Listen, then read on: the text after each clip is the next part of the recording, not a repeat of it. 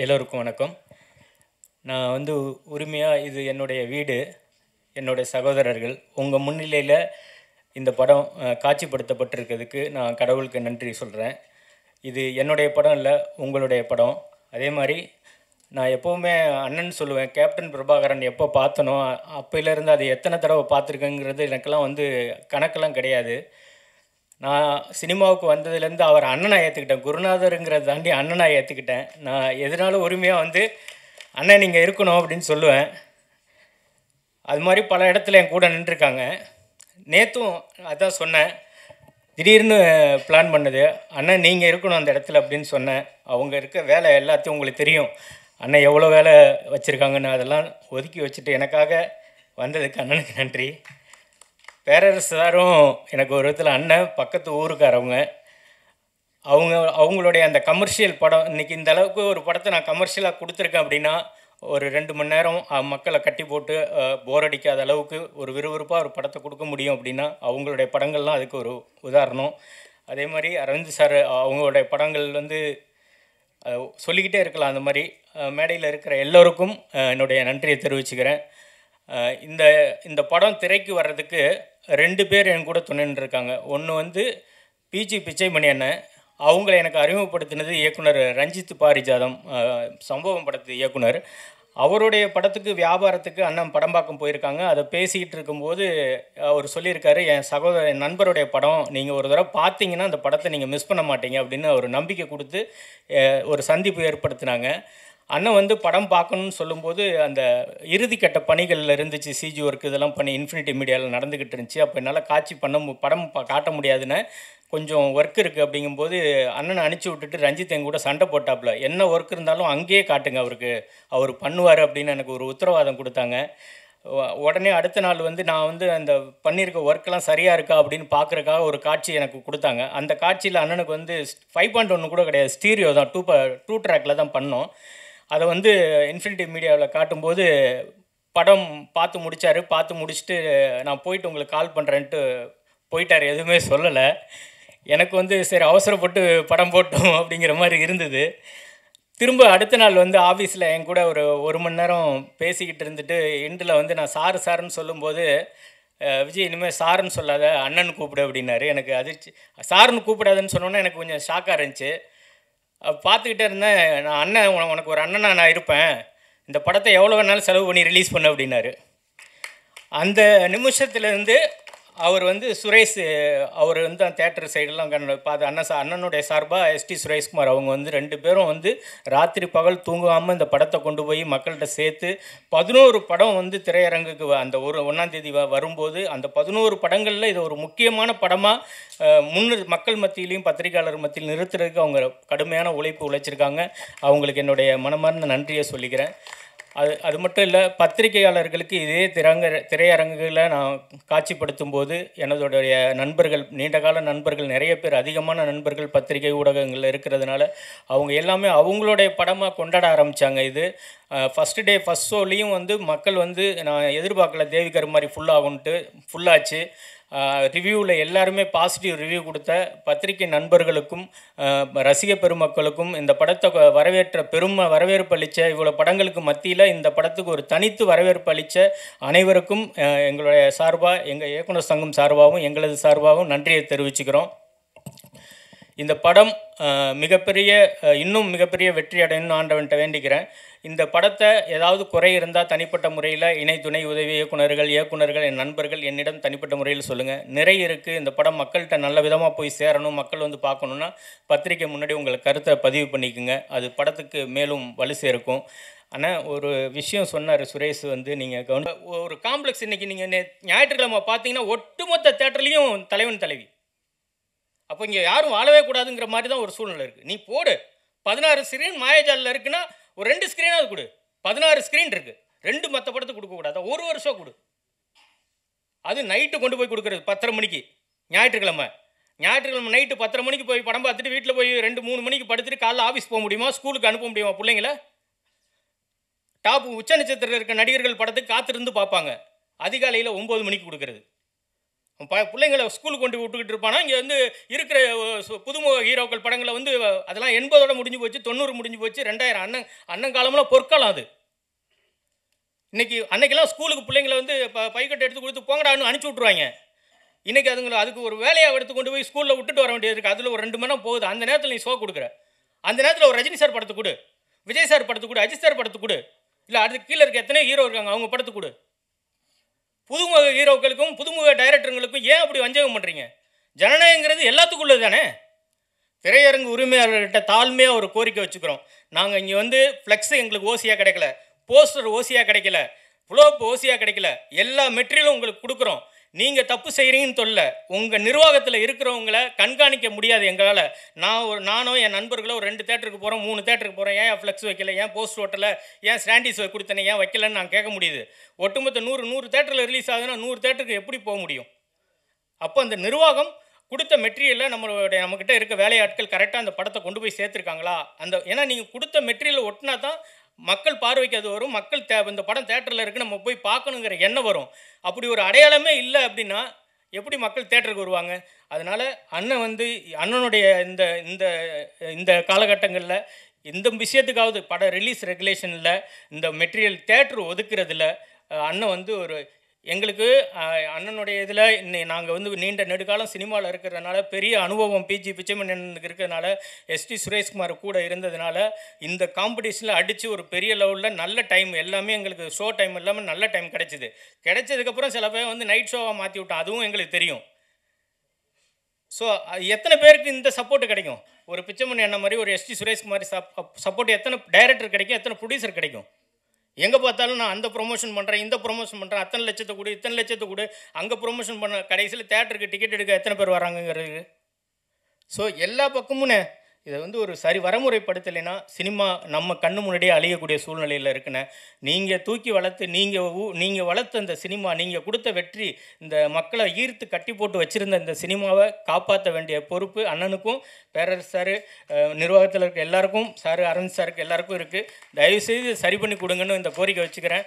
போகி படத்தை பெரும் வரவேற்பு கொடுத்ததுக்கு பத்திரிகை நண்பர்கள் ரொம்ப முக்கிய காரணம். பத்திரிகை மற்றும் ஊடக நண்பர்கள், ரசிக பெருமக்கள் எல்லாருக்கும் போகி படத்தோடைய நன்றியை தெரிவிச்சுக்கிறேன். இந்த குழுவோட நன்றியை தெரிவிச்சுக்கிறேன். இதுக்காக நேரம் ஒதுக்கி படம் பார்த்த இணை துணை இயக்குநர்கள் அனைவருக்கும் எங்களுடைய மனமார்ந்த நன்றி. உங்களுடைய கனவு தான் நான் டைரக்டர் ஆகிருக்கேன். உங்கள் கூட சேர்ந்து உங்கள் சகோதரன் நான் பயணிச்சேன்தான்.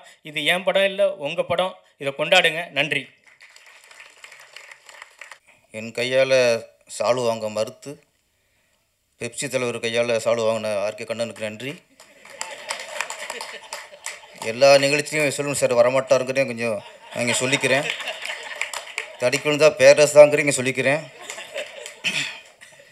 நடிகர் ஆகிட்டாராம் அவர். அந்த டைரக்டர் மனதில் இருந்தால் நம்ம மதிச்சிருப்பார். நடிகர் ஆகிட்டார்ல, அப்படி தான் இருக்கும். இந்த நிகழ்வு நம்ம இயக்க சங்கத்துக்கு படம் வெளியிட்டது மட்டும் இல்லை, இது போகி படத்தின் வெற்றி விழா.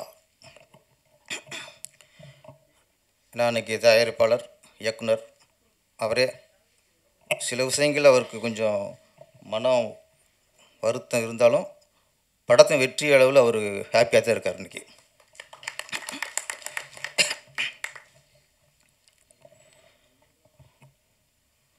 போகி அது எல்லா மீனிங்களும் தெரிஞ்ச விஷயந்தான். அது தமிழில் கண்டிப்பாக போகினா எல்லாருக்குமே தெரியும். நம்ம பழையன கழிதலும் புதியன்னு சொல்லுவாங்க. அதனால் நம்ம இந்த பழைய துணிகள் பழைய பொருட்கள்லாம் எரிச்சுக்கிருக்கோம். அது இல்லை மீனிங்.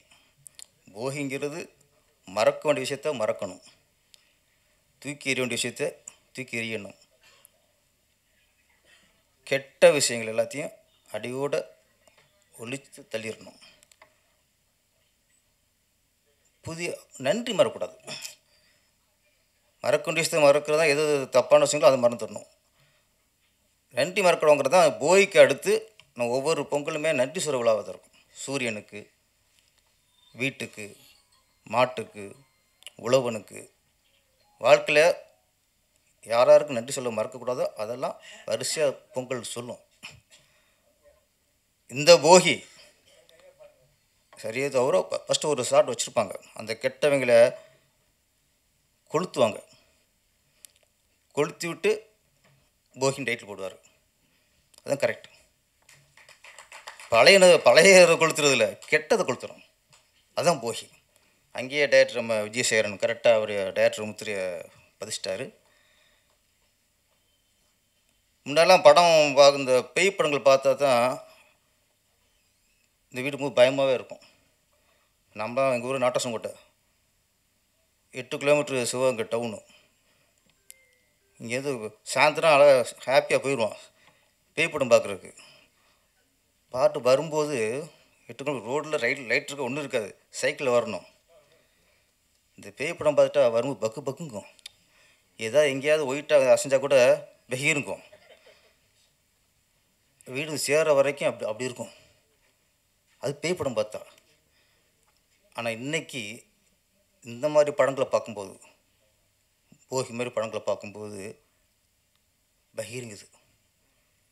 பேய் படம் பார்த்தா வந்த பயம் இந்த போகி மாதிரி படங்களை பார்க்கும்போது வருகிறது. சமுதாயம் அவ்வளவுக்கு மோசமாக போச்சு. பேயை விட இன்றைக்கி சமுதாயம் மோசமாக இருக்குது. மார்ச்சரியில் ஒரு பெண்ணோட பாடியோட நிம்மதியாக கொடுக்க முடியல. செத்து போன பாடியோட நம்ம நிம்மதியாக கொடுத்து வெளியே நிற்க முடியலங்கிற சூழ்நிலை தான் இன்றைக்கி.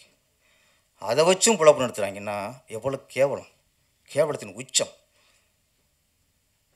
ஒரு 30 வருஷம் 20 வருஷம் முன்னாடிலாம் ஒரு பாலியல் வன்கொடுமைன்னா ஒன்றே ஒன்று தான், இல்லை ஒரு பொண்ணை கற்பழிப்பான். பார்த்து வரைக்கும் அப்போல்லாம் ரெடியாக இருக்காங்க. ஏன் 14ஆம் தேதி கூலி ரிலீஸ்னால அந்த படம் ரிலீஸ் ஆச்சுன்னா ஒரு தேட்டரும் சின்ன படங்களுக்கு கிடைக்காது. ஒட்டுமொத்த தேட்டரையும் கூலி படம் ஆக்கிரமிச்சிரும். அதுக்கப்புறம் நம்ம அப்புறம் எப்போ ரிலீஸ் பண்ணுறது, ரொம்ப லேட் ஆயிரும். அந்த ஒரு காரணத்துக்காகத்தான், ஒரு காரணத்துக்காக அதுக்கு முன்னாடி நம்ம முந்திக்குவோம். 1ஆம் தேதி வேணால் அது 8ஆம் தேதி வரைக்கும் ஒரு கேப் இருக்குது, அதில் ஒரு செட்டு இறக்கிடுவோம். 8ல் இருந்து 14 வரைக்கும் 13 வரைக்கும் கேப் இருக்குது, அதில் ஒரு செட்டு இறக்கிடுவோம். ஒரு பெரிய படம் வர்ற பயம்தான் சார் இன்றைக்கி இத்தனை இடத்த 10 படம் 11 படம் ஒரு வாரத்துக்கு ரிலீஸ் ஆகுதுன்னா இதுதான் காரணம். ஏன் அந்த பயம் வரணும்? பெரிய ஒரு ஸ்டார் வரும்போது சின்ன ப்ரொடியூசர் சின்ன படங்கள் இன்றைக்கி பயந்துறாங்க. அந்த பயத்தில் தான் இவங்க வெளியிட்ருக்காங்க போகி படம் 1ஆம் தேதி. அடிச்சுட்டு அதே மாதிரி பயத்தில் வருது எல்லாமே.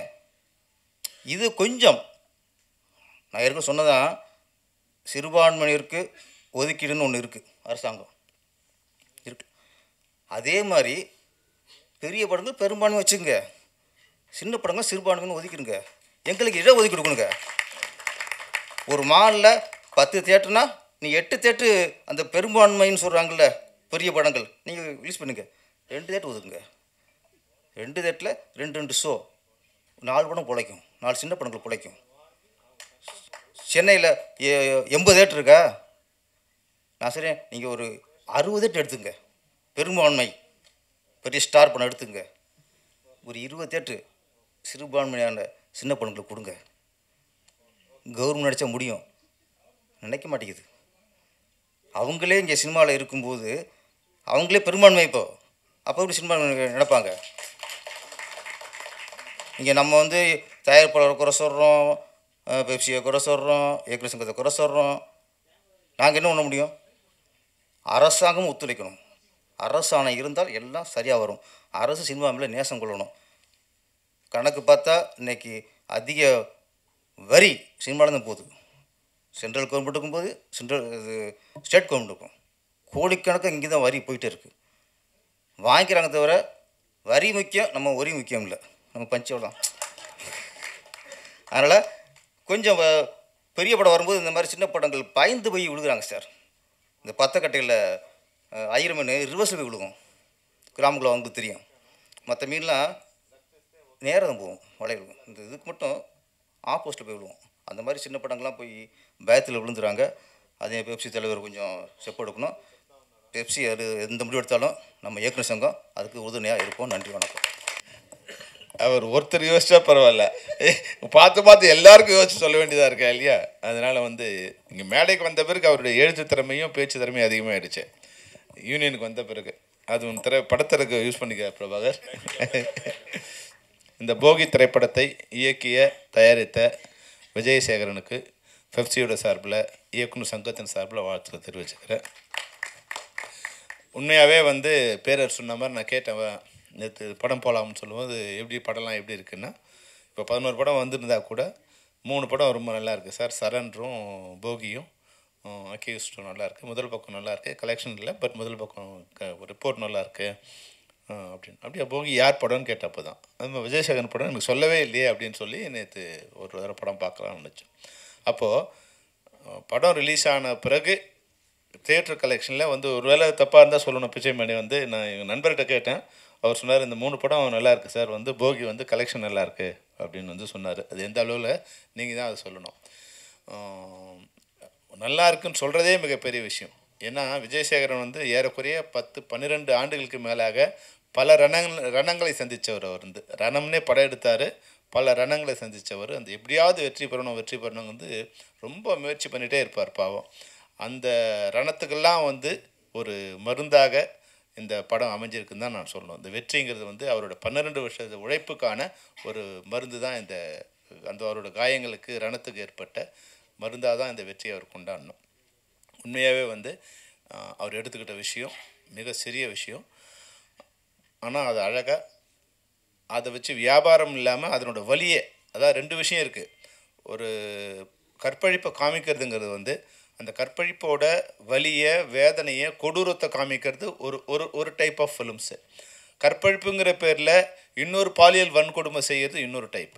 அதை எக்ஸ்ப்ளாய்ட் பண்ணுறது. அப்படி இல்லாமல் இந்த படம் வந்து அந்த விஷயத்தோட உணர்ச்சியை, அந்த வன்கொடுமையை, அதனோட வக்ரத்தை, அதனோட வேதனையை மக்களுக்கு வந்து உணர்த்துது. அதுதான் இந்த படத்தோட மிகப்பெரிய வெற்றி. சின்ன கண்டென்ட்டாக இருந்தால் கூட, இப்போ பேரர் சொல்லும்போது சொன்னார், முன்னாடிலாம் வந்து அழகான பெண்களை கற்பழிக்கிறதுங்கிறது தான் இது. அதாவது வந்து நம்ம வந்து ஃபிலிமில் எடுக்கும்போதே ஒரு கற்பழி காட்சி இருக்குன்னா எப்படி பார்ப்பாங்கன்னா, ஒரு அழகான பெண் இருந்தால் கற்பழிக்கும். ஆனால் இப்போ சொசைட்டியில் எப்படி இருக்குன்னா, பெண்ணு கூட தேவையில்லை, 60 வயசு கழுவியாக இருந்தாலும் ஓகே, 70 வயசு கழுவியாக இருந்தாலும் ஓகே, அல்ல 7 மாத குழந்தைய கூட ஒருத்தன் கற்பழிக்கிறான்னா இவனோட வக்ரம் எங்கே இருக்குது? அப்போது ஆடை இது மாதிரி இருக்கிறதால தான் அவங்க கற்பழிக்கிறாங்க அப்படின்னா, ஆடை இல்லாதவங்க கற்பழிக்கிறாங்களே. மொத்தமாக மூடி வச்சுருக்க, மொத்தமாக மூடி ஒரு 75 ஒரு பெண்மணிக்கிட்ட என்ன அழகு இருக்கும்? அது வயசானங்கிறவங்க தவிர ஒரு பெண்ணுக்கு வந்து ஒரு கொம்புக்கு புடவை கட்டினா கூட அதை போய் கற்பழிப்பாங்கிற வக்ரத்தான் வந்து சொசைட்டியில் வந்து அதிகமாயிட்டா அந்த சொசைட்டியை 2 வகையில் கண்ட்ரோல் பண்ணும். ஈவன் பெற்றோர்கள் கூட அந்த சொசைட்டியை கண்ட்ரோல் பண்ணும். தன் மகனுக்கு ஒரு பெண்ணுன்னா என்ன, வீட்டில் ஒரு அக்கா தங்கச்சி இருக்கும்போது, பெண்ணு இருக்கும்போது அந்த பெண்ணுக்கு என்ன மரியாதையை வந்து நீ கொடுக்குறியோ அதே மாதிரி தான் இப்போ சமூகத்தில் இருக்கிற ஒரு பெண்ணுக்கு நீ மரியாதை கொடுக்கணும்னு அப்பா அம்மா நிச்சயமாக கற்றுக் கொடுக்கணும். இது முக்கியமான விஷயம். ஏன்னா வெளியே போகிற ஒரு பொண்ணு யாரோட ஒரு பெற்றோரோட குழந்தை தானேவா, யாரோ ஒருத்தனோட தங்கச்சி தானே. அப்போது எல்லாரையும் தங்கச்சியாக பாருங்க நான் சொல்லலை, தங்கச்சி மாதிரி அரவணைப்பு பண்ணிக்க, தங்கச்சி மாதிரி பார்த்து சொல்லலை, பார்க்கலாம். ஆனால் இந்த ஒரு லெவல் தாண்டி வந்து இதுபோல் வன்கொடுமை எப்படி பண்ணுறது? ஒரு 70 வயசு பெண்மணிக்கிட்ட எப்படி ஒருத்தன் வந்து ஒரு கற்பழிப்பை எப்படி பண்ணுறான்? ஒரு 7 மாத குழந்தையோ 7 வயசு குழந்தையோ இந்த குழந்தைய பார்க்கும்போது அவன் மனசில் பாலியல் இதுவான வக்ரம் வருதுன்னா அது என்ன வகையான இது? இதை முதல் இந்த சொசைட்டிலேருந்து களைவதற்கான அனைத்து முயற்சிகளையும் எல்லாரும் எடுக்கணும். ஒருத்தருமே சினிமாவால் கெட்டு போச்சு அப்படின்லாம் சொல்லக்கூடாது. பட்ஜெட்டில் 100 கோடி சொல்ல வர்றதா என்னென்னா, இவரோட காம்படிஷனாக இவர் நினைக்கிற ஆள் வந்து 100 கோடியில் இருக்கார் அவர். அப்போது நான் வந்து அவரை மாதிரி என்னோட படம் அமையணும். முதல்ல கதையை கேட்போம், அந்த கதைக்கு 100 கோடி செலவு பண்ணால் பரவாயில்ல, அது உங்கள் இஷ்டம். அது மாதிரி இந்த கதைகள் இருந்தால் பரவாயில்ல. ஆனால் கதை சொல்ல வரும்போது 100 கோடியில் கதை சொல்லுங்கன்னு சொல்கிற மாதிரி இருந்தால் அது சரியாக வராது. அதை சம்மந்தப்பட்ட அனைவரும், நாங்கள் முதல்ல எங்களது வந்து கூக்குரலாக இருந்தது, புலம்பலாக இருந்தது, அப்புறம் நாங்களே அதை செய்கிற மாதிரி இன்ஸ்ட்ரக்ஷனாக மாறக்கூடிய ஒரு கட்டாயம் வந்துடும். இப்போது நாங்கள் தான் தயாரிப்பாளர்கள் கூட்டு வரோம். இங்கே இருக்கிற அசிஸ்டன்ட் டைரக்டரும் மேனேஜரும் தான் இன்றைக்கி இண்டஸ்ட்ரியை காப்பாற்றிட்டுருக்காங்க. மற்ற பேரால் இன்றைக்கி வந்து ஏறக்குறைய 250 திரைப்படங்கள் இன்றைக்கி தயாரிக்கப்படுது. இதில் 10 திரைப்படங்கள்லேருந்து 20 திரைப்படங்கள் வந்து பெரிய நடிகர்கள், அவங்க வந்து கார்ப்பரேட் கம்பெனியோ இல்லை அவங்கள சொந்தம் பண்ணிக்கிறாங்க. மீதி இருக்கிற 225 திரைப்படங்களை உருவாக்குபவர்கள் இங்கே இருக்கிற உதவி இயக்குநர்களும் மேனேஜரும் தான். இவங்க தான் ஊராக போய் யாரோ தேடி அவங்கள கரெக்ட் பண்ணி ஏமாற்றி பொய் சொல்லி கொண்டு வராங்க. ஏமாற்ற அவங்கள நாசமாக்குறதுக்காக பொய் சொல்லலை, எப்படியாவது கொண்டு வந்து இல்லாமல் இவனுக்கு ஒரு நம்பிக்கை இந்த படம் வந்து இப்போ போகி இருக்குது, போகி மாதிரி ஓடினா கூட போதும்னு நினைக்கிற மாதிரி இருக்குது. அப்போ அது மாதிரி அவங்கள சரி பண்ணி கொண்டு வராங்க. அப்போ இவங்க தான் இன்றைக்கி இண்டஸ்ட்ரி, இவங்களை நம்பி தான் இன்றைக்கி பெப்சியே இருக்குது. அவங்க வந்து ஒரு 30% நம்மளை ஃபீட் பண்ணாங்கன்னா இந்த 229 திரைப்படம் தான் இன்றைக்கி 25,000 தொழிலாளர்களை காப்பாற்றுறது. இது மாதிரி நம்ம விஜயசேகர் மாதிரியான தயாரிப்பாளர்கள் தான் எங்களை காப்பாற்றுறாங்க. அப்போ அவங்கள காப்பாற்ற வேண்டிய இல்லை அவங்கள பற்றி கவலைப்பட வேண்டிய ஒரு இடத்துல நாங்கள் இருக்கோம். அதனால தான் இந்த கன்சர்ன் தவிர ஐயோ அவர் வாழ்ந்தார் பெரிய ஆளுகள் பார்த்து ஒரு பொறாமையோ இல்லை அவங்கள பார்த்து வந்து வைத்தறிச்சலோ இல்லை. கீழே இருக்கிறவங்களுக்கு வந்து நல்ல படம் எடுத்தால் கூட அவங்களால காப்பாற்ற பண்ண முடியலையே அப்படிங்கிற ஒரு வேதனையில் எங்களுடைய கூக்குரலாகவும் எங்களுடைய புலம்பலாகவும் எங்களுடைய வேதனையாகவும் இதை நாங்கள் சொல்லவே சொல்ல விரும்பணும். பத்திரிகையாளர்களுக்கு சம்மந்தப்பட்டவங்க தயாரிப்பாளர்களோ அரசோ இல்லை சம்மந்தப்பட்ட வேறு யாரோ அவங்க எல்லாம் இருந்து அதை சரி பண்ண வேண்டியது இந்த போகி திரைப்படத்தின் மூலம் நான் சொல்ல விரும்புகிறேன். போகி திரைப்படம் வந்து வழக்கமாக எங்கள் மெம்பர்களுக்கு வந்து அதை வந்து இப்போ ஷோவாக தான் ரிலீஸ் பண்ணுவோம். ஆனால் ஏற்கனவே அது வெற்றி படமாக இருக்கிறதால அது வெற்றி விழாவே இது வச்சுக்கலான்னு நான் வந்து விஜயசேகர்கிட்ட சொன்னேன். ஏன்னா படம் 3 நாள் வரைக்கும் ஃபுல்லாக போகுதுங்கிற அளவுக்கு அதுவே ஒரு வெற்றி தான். முன்னாடி 100 நாள் ஓடினா தான் எங்களுக்கு வெற்றி. ஆனால் இன்றைக்கி படம் 3 நாள் படம் ரிலீஸ் ஆனால் ஒரு வெற்றி, படம் 2வது நாள் ஷோ இருந்தால் மிகப்பெரிய வெற்றி, 3 நாள் வெள்ளி சனி ஞாயிறை தாண்டிடுச்சுன்னா அது மிக மிக பிரம்மாண்டமான வெற்றி. அப்போ இந்த வகையில் போகி திரைப்படம் பிரம்மாண்டமான வெற்றி அடைந்திருக்கு தான் சொல்லணும். 3வது நாளை தொடர்ந்து 4வது நாளும் திரையரங்கில் அந்த படம் ஓடிக்கிட்டு இருக்கு. அந்த வெற்றி அளித்த ரசிகர்களுக்கும் அதுக்கு உதவியாக இருந்த பத்திரிகையாளருக்கும் இந்த நேரத்தில் நன்றி தெரிவித்துக் கொண்டு பிச்சைமணி அவர்களுக்கும் இதுபோல் நிறைய படங்கள் இருக்குது, நீங்கள் ஒரு தடவை பார்த்து அந்த படங்கள் திரையரங்கு வரத்துக்கு நீங்கள் உதவி செய்ய வேண்டும். நீங்கள் நல்லா இருந்தால் தான் இது மாதிரியான திரைப்படம், ஏன்னா நீங்கள் ஒரு படம் பார்த்து அந்த படத்தை வந்து ரிலீஸ் பண்ணியிருக்கீங்க. அந்த வகையில் உங்களுக்கு நன்றி. உங்களை போன்ற பச்சைமணி மாதிரி இதில் நிறைய பேர் இருப்பாங்க. எப்படி வந்து ஒரு நல்ல திரைப்படத்துக்கு நீங்கள் கண்டுபிடித்தீங்களோ அது மாதிரி உங்களை மாதிரி இருக்கிற டிஸ்ட்ரிபியூட்டர்ஸ் கூட எங்கள் யூனியனுக்கு நீங்கள் இன்ட்ரடியூஸ் பண்ணிங்கன்னா அவங்களுக்கு இது மாதிரி 100 படங்கள் எங்ககிட்ட இருக்குது. போகி மாதிரி வந்து வெளியே வர சிரமப்படுற மிக நல்ல திரைப்படங்கள் 100 படங்கள் இருக்குது. அந்த திரைப்படங்களும் வெளியே வரத்துக்கு நீங்கள் உதவி பண்ணணும்னு கூறிக்கொண்டு இந்த நேரத்தில் இங்கு வந்திருக்க உங்கள் அனைவருக்கும் எங்களுடைய நன்றியை தெரிவித்துக் கொண்டு விடைபெறுகிறேன். நன்றி, வணக்கம்.